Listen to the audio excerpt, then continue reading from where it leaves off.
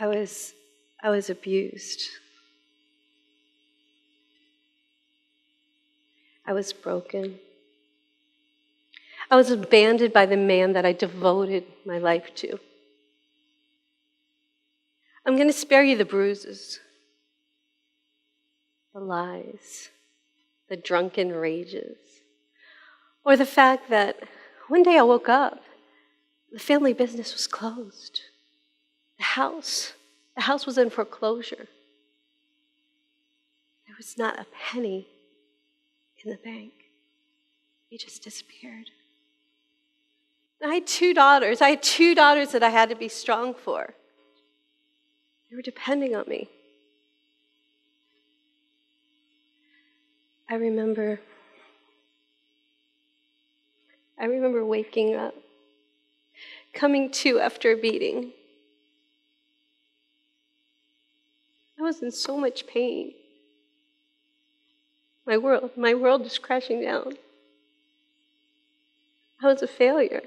How could I be in this relationship with this man that didn't honor me? I didn't think I could take it anymore, and I really thought of suicide. And I remember lying there, and I remember I just wanted to take my life. But then looking up, and my daughter's big blue eyes were looking down at me, and tears were streaming down her porcelain skin. Mommy, get up. Mommy, please. Mommy, get up. And I realized that if I took my life, it would have been my daughters. It would have been my daughters that were going to have to pick up the pieces. The funny thing about being an author is that we choose when the story ends. And it is in that decision, it is in that conscious decision we know whether the story is going to be happily ever after or our story is a tragedy. When we are broken, when we are cracked open, it doesn't have to be the end. It can be a new beginning. First, we need to shed our old limiting skin. Then we need to rediscover ourselves by cultivating our unique gifts. And last, we need to explore and expand so that we can drink from the fountain of youth and we can play in utopia. I began sculpting at a really difficult time in my life. I love working in bronze. First, when I make a bronze sculpture, I do it in wax. And the reason is because wax is pliable, it's easy to form. And once I create the essence of the sculpture I want, in wax it's vulnerable, it's weak. So what do? I drowned it. I drowned it in slurry, and then I bury it in sand. And then I drowned it again in slurry, and I bury it in sand. And I do this for the course of over multiple times a day, for the course of a week, until I build a shell that captures the essence of that sculpture inside. And then what do? I throw it into the fire, and flames engulf it. And the wax is melted out. It leaves an empty shell. And while this is happening, the bronze is being heated up to 2,000 degrees. Yes, 2,000 degrees, so it can be poured into the empty shell. And now the bronze takes the form of the sculpture that I created. But it's trapped inside, and I got to get it out. So I place it down, and I have no upper body strength, all right? I'm really weak. But I got to pound it, and so I hammer it, and I slam it, and I pound on it for what seems like a fucking eternity. Excuse me, a freaking eternity. But finally, it cracked open, and the bronze is revealed. but it's still not done. I still need to torch it. I still need to sandblast it. I still need to fire it. I still need to refine it. Does it ever feel like you're battered? Does it ever feel like you're knocked down? Right as you're getting up, you get knocked down to the ground again.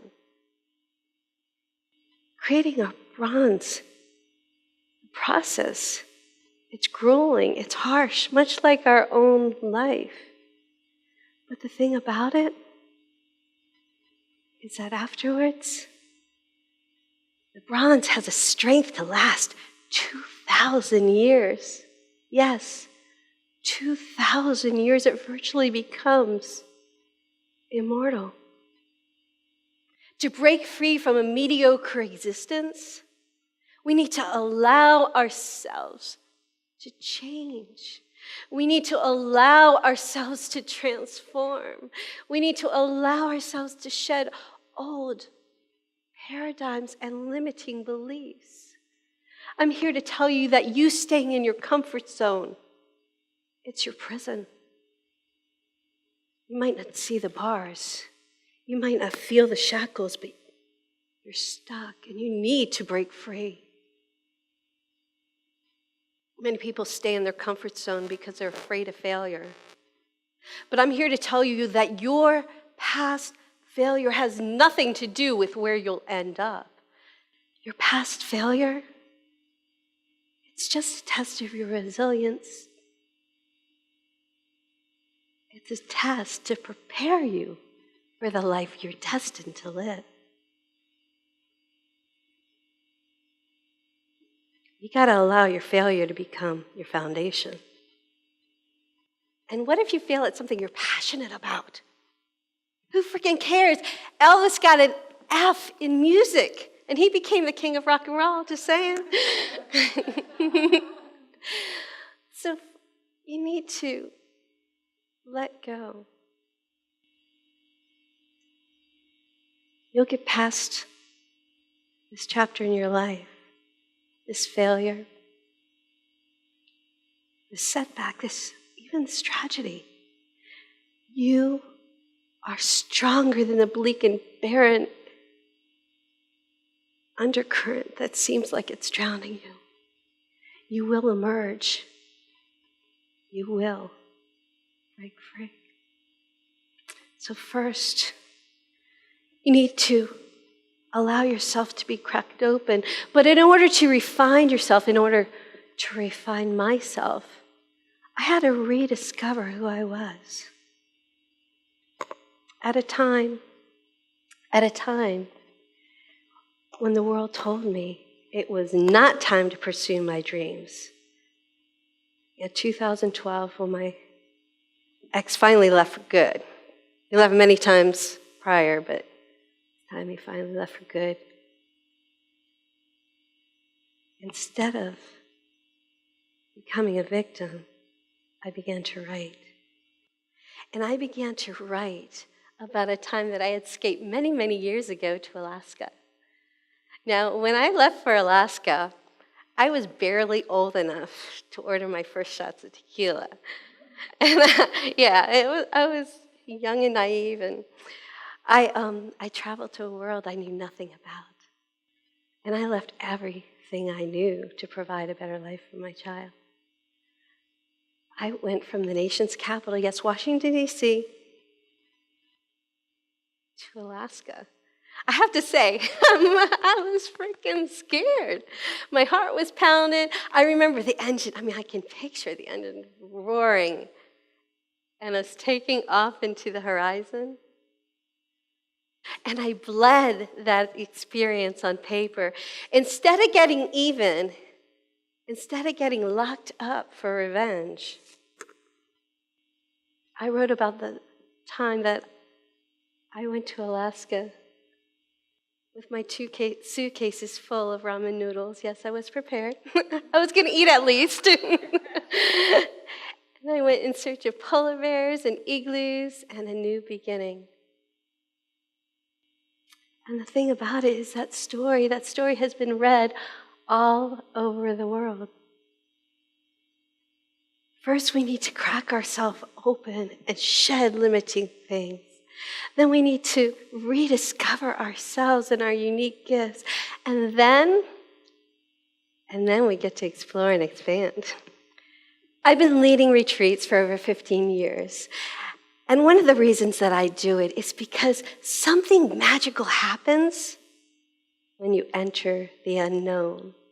It's been proven that travel not only is good for your health, it changes your perspective. And it makes your brain grow. And I don't know about you, but I can definitely use a few more brain cells, just saying. But it wasn't long after I almost took my life that I was in Italy. Yeah, Italy, sculpting with the masters. And I remember standing in the piazza in Florence, and looking around as an artist and being like, ah! The power of manifestation, baby, just saying. But there's nothing like experiencing the world. So I've led retreats. I've led retreats around the world. And I bring people on luxury retreats where they shed their paradigm and embrace their calling. And I also lead retreats where we go, and we actually help the marginalized. I remember one July, we went to Tijuana, Mexico. I went with a group of teenagers, and I remember meeting an extraordinary woman. Her husband's legs had been chopped off because of diabetes. And he couldn't work anymore. Their house was falling off a cliff. And she spent her evenings in the hospital, lying on a concrete floor next to him. And I remember her taking his hand. And I remember her singing. She was singing of joy. And she was singing of happiness. She was singing of how blessed she was. There wasn't a dry eye in the room. And remember, I had brought teenagers. What did she have to be happy about? Her world was crashing down. I went there to make a difference. And I remember what she taught me changed my life. She taught me that happiness is a state of mind. I went there to serve. I went there to make a difference in the world, but it was me who came back richer than I could ever have imagined. We need to look at the world through the eyes of an artist, and we need to listen to the world through the ears of a musician.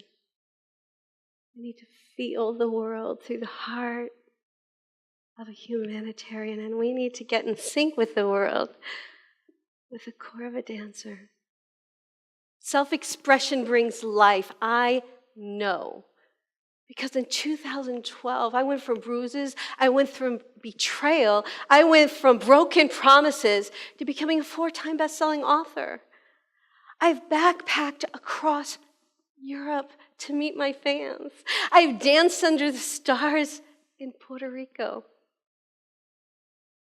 And I've sculpted with masters in Italy. And I'm here. I'm here on this stage because I want each and every one of you to make a commitment not to just live your life, but I need you to promise to savor your existence. Call back that power that you allowed to escape so you can smile. You need to live unapologetically you, so you need to embrace every quirkiness, every curve, and every ounce of brilliance. You need to ignite a spark that creates an inferno of audacious discovery and exhilaration. And as you learn to live alive, expressed, and free, I need you to go out into the world as beacons of hope. And from the fire and from the trials, you shall emerge your masterpiece.